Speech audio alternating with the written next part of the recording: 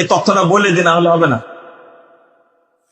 হাসান রাদিয়াল্লাহু আনহু বিষ খাওয়া মারাইছে, তাই না? এই যাত্রা বলেছেন। কে বিষ খাওয়াইছিল? উত্তরটা দিলে খুব খুশি হব। কে বিষ খাওয়াইছিলেন?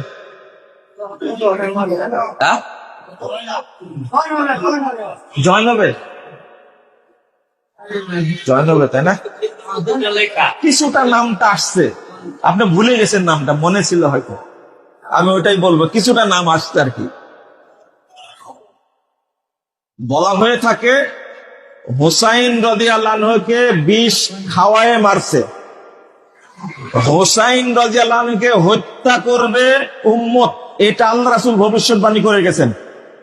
কিন্তু হাসান রাদিয়াল্লাহু আনহু সম্পর্কে ভবিষ্যৎবাণী করেছেন তিনি